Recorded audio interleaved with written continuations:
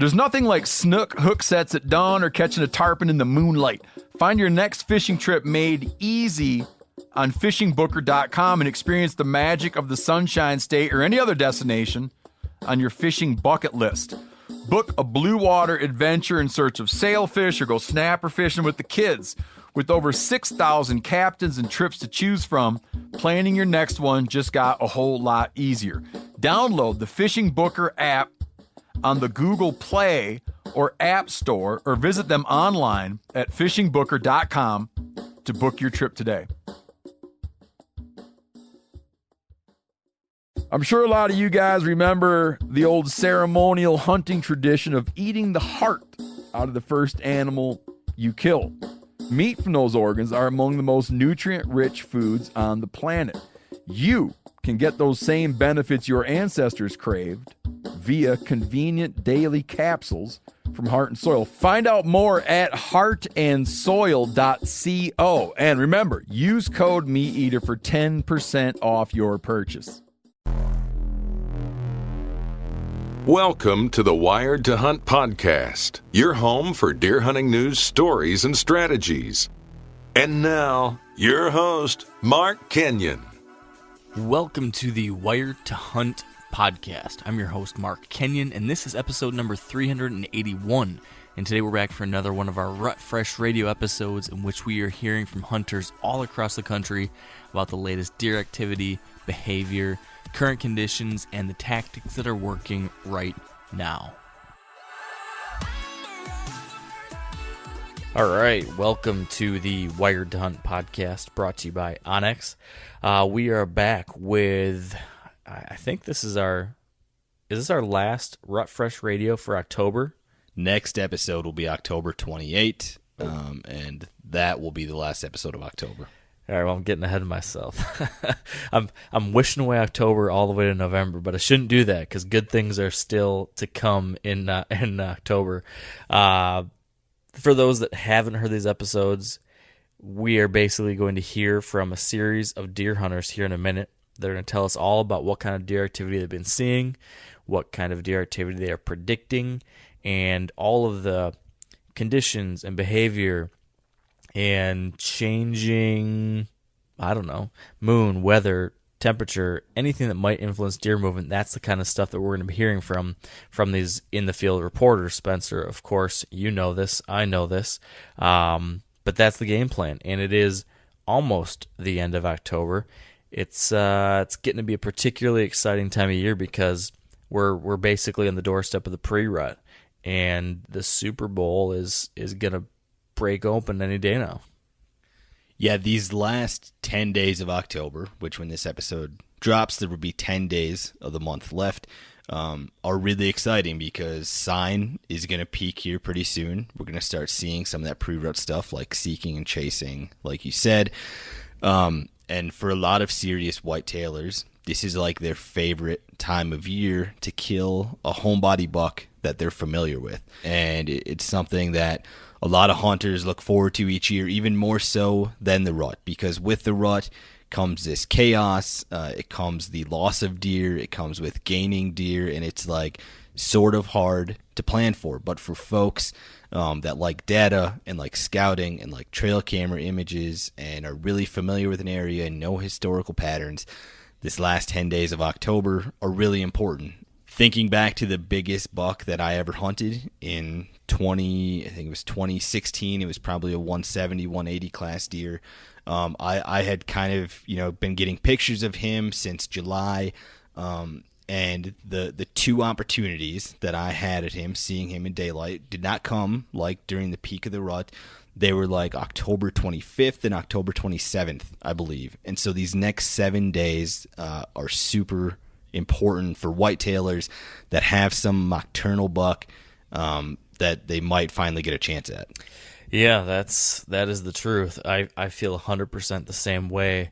I've been looking at this week on the calendar as one of my very best chances.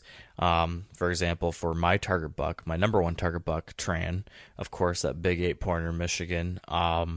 This was the week I circled is probably when I could really get it done because, just like you mentioned, He's not going to be roaming all over the place yet, but hopefully he's getting spicy enough that he'll be moving a little bit in daylight and I can get a crack. So yeah, it's a time that, especially if you get that very nicely timed cold front, it can set things off too.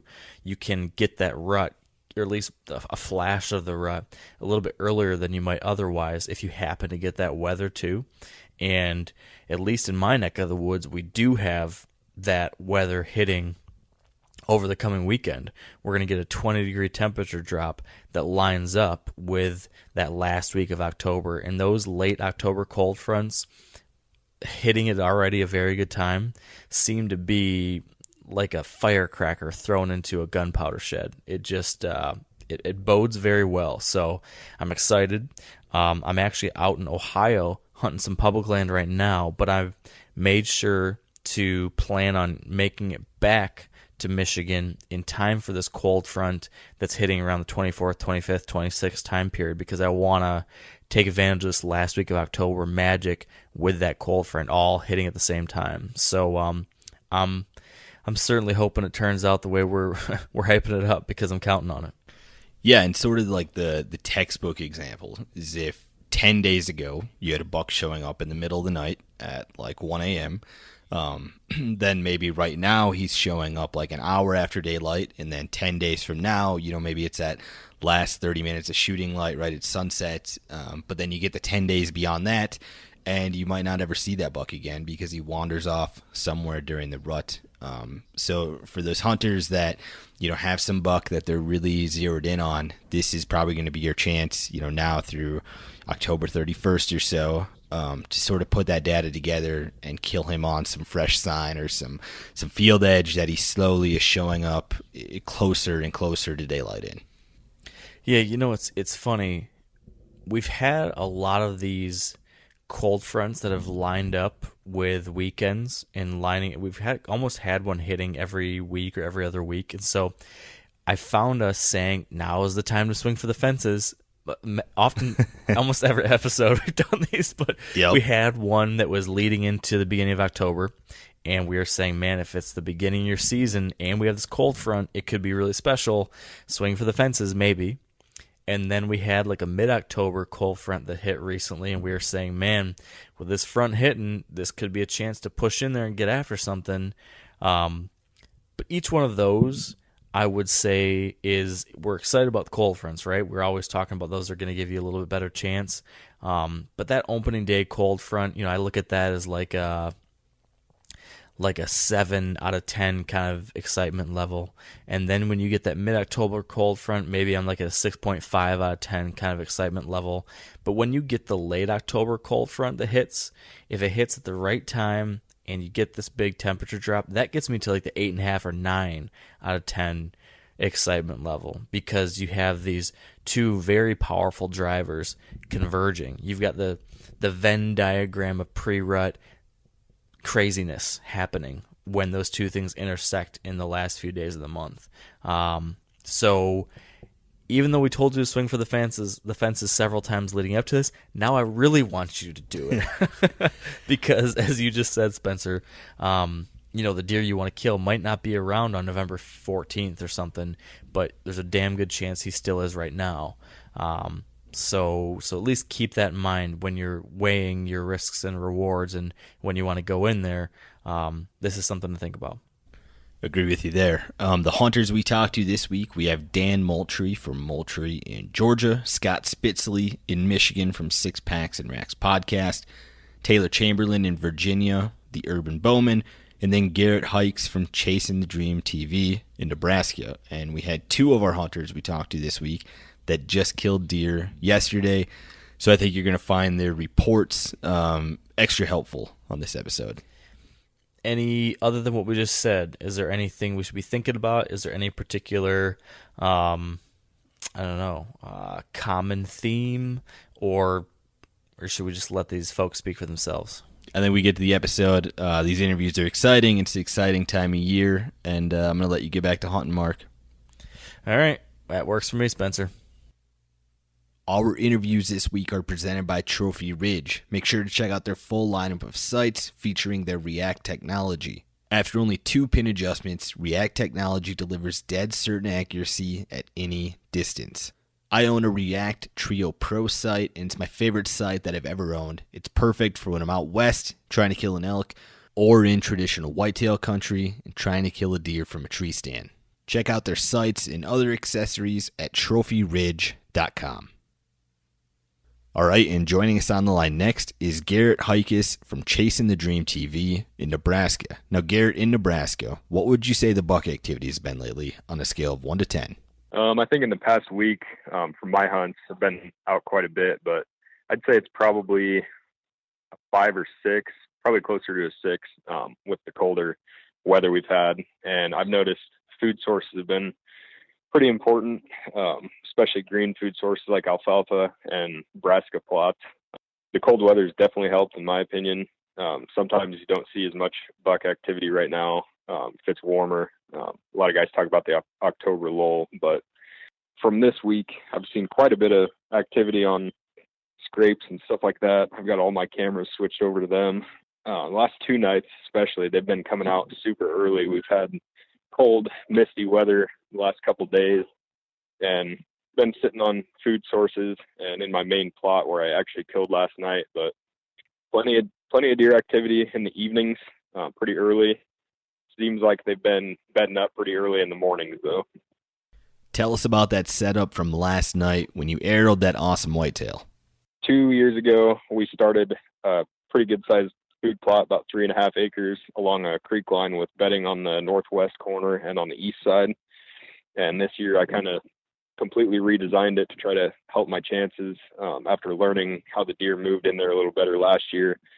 So I put a pretty tall Egyptian wheat strip from the very west end all the way down the south border to the east end.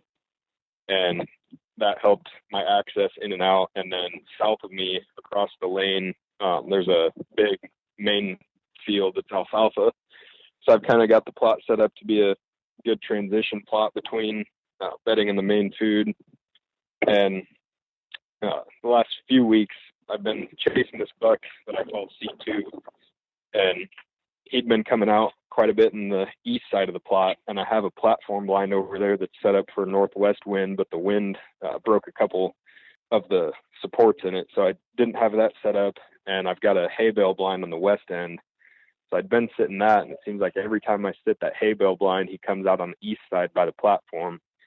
So yesterday I went in, I ended up finding a kind of a crappy ground blind in the barn, and I got that popped up on the platform and sat it last night. And I put it on my Instagram story, kind of making a joke. I kind of knew it was going to happen, though. Now that I was in the right blind, he was going to show up in front of the other one. And probably 45 minutes before dark, I looked over to my left, which is over by the bale blind, and he was standing broadside at 25 yards from that one.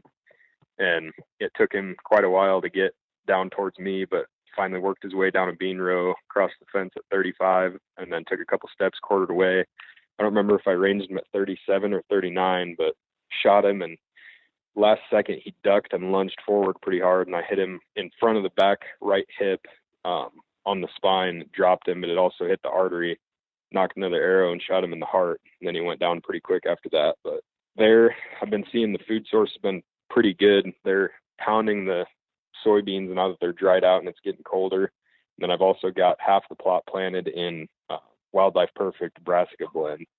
So they've been tearing those up. But I think good green food source near the bedding has been pretty important from what I've seen the past week. You mentioned that a lot of your trail cameras right now are on sign. Are you seeing a lot of fresh rubs and scrapes showing up in the woods right now? Yep, especially the past week. The week before it was pretty warm, but this last week it's cooled down quite a bit. And I think between the time of the month that it is and the weather cooling down, my scrape activity has picked up big time on all my cams. I think I have all my cameras set up on mock scrape licking branches right now. And yeah, definitely the last week, especially the last 5 days, the bucks have really been hitting them pretty hard. What does a decoying or a calling setup look like for you in Nebraska at the end of October? End of October, I like to be in good pinch points, like typical rut funnels between doe bedding areas. And usually I'll sit for a couple hours in the morning, let the deer filter into the beds, and then I'll try a grunting sequence with my Deer Society extinguisher grunt tube, and then I'll wait probably 10-15 minutes and then do a not too heavy and aggressive rattling sequence, but do a short kind of heavier sparring sound for that, and then probably wait an hour and a half before I try it again. Going forward then in this next week or so, what do you think that buck activity is going to be on a scale of 1 to 10 in Nebraska?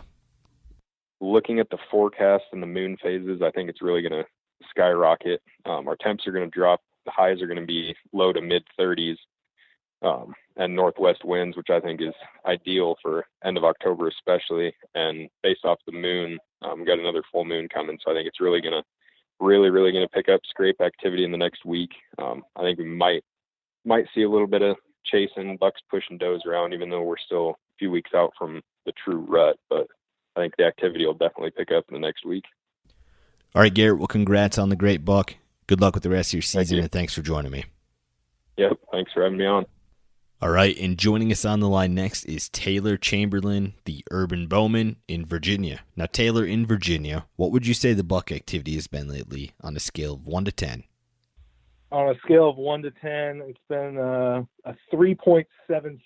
Yeah, really not a lot of buck activity in the daylight hours that we're seeing here yet. You know, we're right at the point of October where I call it kind of like the sign explosion. So the deer are kind of getting ready to just pop here, and you know, every day from now through the next 10 days or so, I think you're just going to continue seeing a ton more sign get laid out in the woods, and that's really important sign based on what you're hunting and where you're hunting, and kind of, you know, obviously you don't want to go blowing into your areas, scouting them fully right now, but it's really important to pay attention and kind of lightly scout and see what's going on, because if you're not keeping your head on a swivel right now, you could be missing out on some really great hunting and great spots to be hunting in.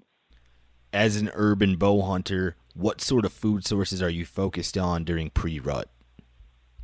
So right now, where I am in Northern Virginia, I am really focused on the white oaks. This year, we have a really, really poor white oak crop, which is really good as a hunter. People don't really think about that, but when there are a ton of acorns around, the deer don't have to choose where they're going. They can literally just, you know, go at random and find some acorns to eat. However, when you have a year like this, where you have a really poor acorn crop, you know where the deer are going to be. So when you find some white oaks that are dropping, the deer are really going to hammer them hard. So what I do this time of year is I'm looking for any and all white oaks that are dropping. I will pretty much bet the farm and guarantee that if you find a white oak that's dropping this time of year, you will find sign everywhere around it, communal scrapes, and a lot of deer activity around it as well. When do you expect to start seeing some seeking and chasing in Virginia? This week is one of my favorite weeks to hunt of all time, because the deer, the bucks are starting to really kind of put some sign down, and they're starting to tend to that sign. It's a really, really, really good time to get in to a communal scrape or a scrape line. Early morning, those deer are going to hit those right before they go back to bed. They're going to be on their feet just a little bit longer in daylight hours.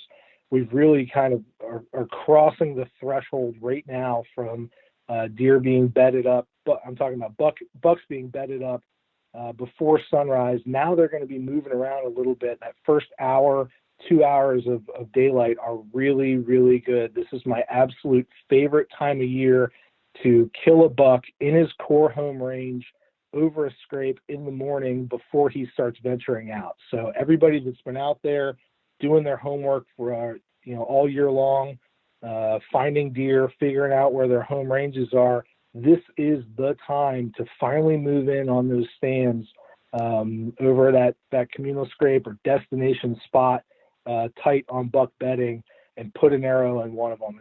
Absolute best week of the year as far as I'm concerned for killing deer that you know about. before they start chasing and going miles away where you don't have control of them. I know you're kind of getting new permissions on properties throughout the year. So if you get access to a new piece of land in late October, what are you looking for when you go in and you're doing some in-season scouting? So in-season scouting, I'm trying to tread as lightly as possible. So I'm going to go in, I'm going to poke around looking for food, looking for sign. It's very easy to find obviously, white oaks are easy to identify based on their bark. But even if they don't have white oaks, you can find deer really hit maple trees really hard this time of year. The leaves, they really, really like the maple leaves. If you find some droppings on the ground, a lot of deer sign, that's obviously a great place to start. And then if you start seeing, rubs and scrapes, those are going to be around a lot of the predominant food sources right now, and that's a great place to set up. So when I'm going in scouting, I tread lightly. I'm looking for a sign. I always take a couple of cellular trail cameras with me. I'm going to pop them out, or regular trail cameras, whatever you have. But I want to get as much intel as quickly as possible. And then for me, I'm looking for the best tree to hunt that has the best access that is the least intrusive. So I'm looking to be able to get in and out without bumping deer or without spooking deer. Getting intel, that first sit on all those properties is always one of the best to kill a deer. So wait until you have the intel that you know are there. Don't just wing it, and you will have a very successful hunt, I would imagine. In an urban environment, is calling and decoying, are those tactics that you'll use? Yeah, absolutely. I mean, you have to be careful with the decoying sometimes because you don't want to draw a ton of attention to yourself as a hunter, and it looks a little odd if there's a doe or a buck standing in the corner of a yard for 4 or 5 hours. But, just like they work on big rural areas, decoying, calling especially works very well. You just have to remember that it's all up to the buck, and the bucks have different personalities. Some are fighters, some are shy, some are vocal, some are not. So, being able to see those animals and call to them and kind of read their body language will really help you in doing any type of calling for those animals, but also, just throwing a grunt out here or there, doing a little bit of light rattling. That's always been helpful for me. It's definitely something that I'm going to continue to use in my arsenal. Going forward then in this next week or so, what do you think that buck activity is going to be on a scale of 1 to 10 in Virginia? I think it's going to be a solid 10. I mean, I'm looking really forward to every morning coming up here. You will not find me not in the woods. It's going to be a really, really, really good week coming up, and I hope all you guys are getting out there. I mean, we have warm weather coming through this week. It's going to be in the mid to upper 70s. With lows kind of in the upper 40s, lower 50s in the morning. That's really going to condense the deer activity down to those early morning hours. The deer are not going to be running around in the middle of the day. They're not going to be up on their feet until the very end of the day to feed. And it's just a great time to catch a lot of condensed activity in the morning. So find those big communal scrapes, find the food sources, the scrape areas that are removed from food sources that I can get in on and hunt in the mornings are my absolute favorite spot. And this is my favorite week to hit them. So I highly recommend people getting out in the woods and, hopefully arrowing their target animal. All right, Taylor, love following your content at Urban Bowman. Good luck with the rest of your season, and thanks for joining me. Thanks, Spencer. Have a good luck out there.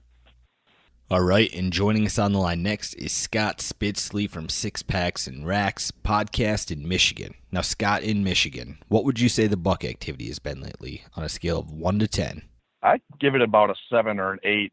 I've been noticing a lot of mature buck movement during the day, browsing around. I think if you got them patterned right now, I think it's a pretty decent time to get on them before they start running around chasing does. I know you just arrowed a big Michigan buck yesterday, October 19th. Tell us a little bit about that setup. So on this setup, I set up on a river bottom, and it's a set that we actually just put up the day prior. We have been noticing bucks cruising through here kind of late morning, midday-ish. So I knew to get in there and try to get in there early and get set up quietly and catch one running by later morning, midday. So I ended up planned on sitting until about 11 o'clock. And sure enough, one of my target bucks had been brushing and making a scrape about 30 yards from me, and he worked his way, basically not right under me, but about 20 yards away, and presented me with a beautiful shot. Unfortunately, I'm still tracking that deer, and I shot that deer yesterday. What were those bucks doing moving through their mid-morning, and is that something that you notice every year? Is that a historical pattern for late October in that area? Yeah, usually around this time of year, the little bucks are kind of chasing does. I've noticed a lot, and usually about a week prior is when that happens, and then a week later you'll start seeing the bigger bucks chasing. But I think they're just kind of patterned right now. I think they're just comfortable. There hasn't been too much pressure on this property that I'm hunting right now, and I just picked the best weather date and best possible spot that I had thought that would give me an opportunity, and I had that opportunity. So, are you seeing any sign making yet in Michigan? Lots of sign, lots of fresh rubs and scrapes. They're getting hit often too. What food sources are relevant for hunters in that part of the country right now? I'd say around me, it's been fresh cut corn, fresh cut beans. They just cut corn across the road from our property here, and I've noticed a lot of deer feeding out there throughout the night. Obviously, acorns are still getting ate right now, and I've noticed a lot of browsing. I mean, deer don't just eat good food sources; they eat anything green, I've noticed. So definitely don't just focus on food sources this time of year. In a pressured neighborhood like what you're hunting in Michigan, do you try tactics like calling and decoying? Only when I see them. And I actually had this happen to me about 4 sits ago. I had another one of my target bucks about 60 yards, and he was just browsing about 20 minutes to dark. And I ended up calling, and he didn't hear me. So I called a little louder, and you probably should just like call behind you to make it so they don't know exactly what direction or, about the spot you called from. Because I made that mistake, and he picked me off right after I called, and I was just trying to call to get his attention. And he ended up getting spooked and ran away after that. So I would call if I see the deer or buck. I won't blind call. I don't do a lot of blind calling, maybe during the rut when it's hot, but usually not this time of year. Going forward then in this next week or so, what do you think that buck activity is going to be on a scale of 1 to 10 in Michigan? For the next week and a half, I would give it about a 9. It's the full moon's coming. It's pre-rut. It's just around the corner. You're going to start seeing those mature bucks on their feet in daylight, chasing does. I think your best bet is to start hunting downwind of doe bedding around that time. So yeah, within the next week, I think it's going to be pretty good out here. All right, Scott, well, good luck with your tracking. I hope this story has a happy ending. Thanks for joining me. I appreciate it, Spencer. All right, and joining us on the line next is Dan Moultrie in Georgia from Moultrie. Now, Dan, in Georgia, what would you say the buck activity has been lately on a scale of 1 to 10?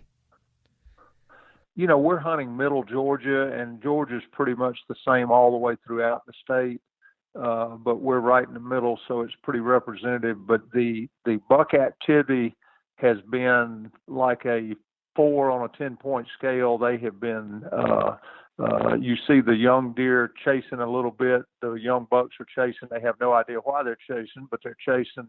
You see the increase in scrapes and rub activity going on, and they're heading toward usually around November 8th is the Georgia, you can't count on it exactly every year, but sometime around November 8th is the peak of the rut. Now, I know you hunt all over the South. How does the timing of Georgia's rut differ from other states in that region? What's great about that is we've got a ranch in Texas and Alabama and Georgia, and I've last week or so we had Bo Jackson out there, and who's a great bow hunter, and they're just not, they're just barely coming out of a summer activity in Texas right now. But Georgia, you can sort of always count on November 8th. You can count on Texas always about November or December 10th, and you can count on Alabama about January 10th. And so it's really good, especially if guys are hunting only rut activity and having the chance to kill the biggest deer possible, which usually that brings. That's great because you get to go to each different state and hunt the best of the best during that time. So that affords a hunter a great opportunity. Specifically talking about Georgia then, when do you expect to start seeing some seeking and chasing from mature bucks? I would say that's probably you would start seeing the age class go up on the seeking and chasing. We usually probably the end of next week rattling, pre-rut rattling will be very, very effective, especially for people that are hunting in a correct buck to doe ratio area. But ours within a week will be rattling November 8th. You better strap on your belt in the stand because they're going to be wide open. Are you seeing a lot of sign making right now in Georgia? Lots of increase in scrapes and rubs, and the difference in the velvet rubs that they've done, a month ago. Lots of pre-rut rubs, getting ready for the rut. Lots of scrapes. Every logging road through any of the woods with an overhanging branch has a scrape up under it. And it appears to be starting a textbook year for the rut in Georgia. What food sources are relevant for whitetails in that part of the country right now? Natural food sources besides man-made, which everyone controls themselves, and food plots are putting out free choice supplements or feeding for them. The muscadines are just playing out right now. That's really our earliest really good food source. If you're lucky enough to have some chestnut trees, which we do on the property, of course, that is tremendous food habitat for the deer when they drop those. But the muscadines are playing out. The white oaks appear to be full in the canopy, but they're a little bit late dropping, but you're just seeing some dropping. Right now is when you find that sweetheart tree that is really outproducing, dropping a lot more acreage than the rest of them on the white oaks. But within the next week, they ought to be wide open. Now, obviously, as the founder of Moultrie, you run a lot of trail cameras. So how do you utilize cell cameras in pre-rut and during the rut? And how is that different than maybe a regular trail camera? You can tell one of the neatest tricks with cell cameras is you can pattern deer so well before the rut activity, and you've got the same buck coming in the same time within minutes the same day. Same group of bucks comes in the bachelor group, same group of does come in. You can monitor that. With the increase in rut activity, though, you'll start seeing bucks fall out of the groups. You'll start seeing new bucks come in. You'll get pictures of a buck coming through not eating, just pushing a deer.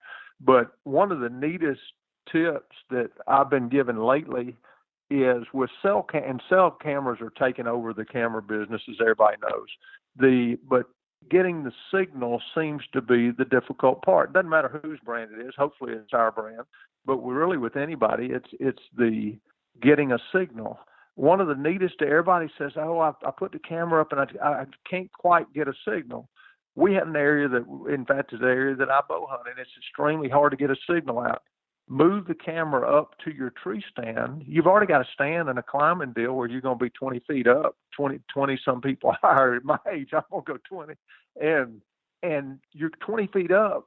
The signal comes in beautifully, and it's I kind of like the perspective from above better because you can really see the rack and analyze the rack better, where sometimes you don't get it on a ground level. But if the tip of the year for us is if you're having trouble getting a cell phone signal, move the camera up and point it down out of your tree stand, and then you'll really be getting your signal better. So where are you running a lot of your trail cameras in late October and early November? We keep them on all food sources, on all protein feeders, on all spin feeders, and we would put, we don't really put one on scrapes and rubs, but for people that's never done it, it's a neat deal for them to see that, what they may have heard about old fodder about, hey, the buck will revisit that scrape or doesn't revisit or see the same scrape.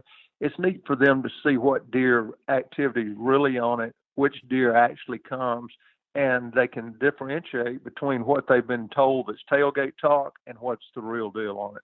Going forward then in this next week or so, what do you think that buck activity is going to be on a scale of 1 to 10 in Georgia? In the next week or so, right now I'd rate it a 4. The next week or so it'd be a 6. 2 weeks it'll be a 10 and strap it on. All right, Dan, well, I like your optimism. Good luck with the hunts the rest of your season. Thanks for joining me. Hey, Spencer, thank you so much. Thanks for what you all do. Thanks for informing all the hunters.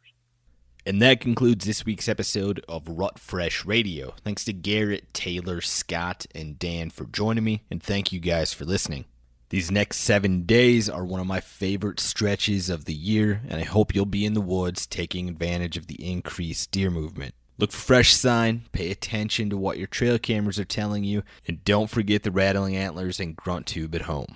The next time I talk to you, we're going to hear a lot about seeking and chasing, so get ready for the woods to light up. Until then, stay wired to hunt.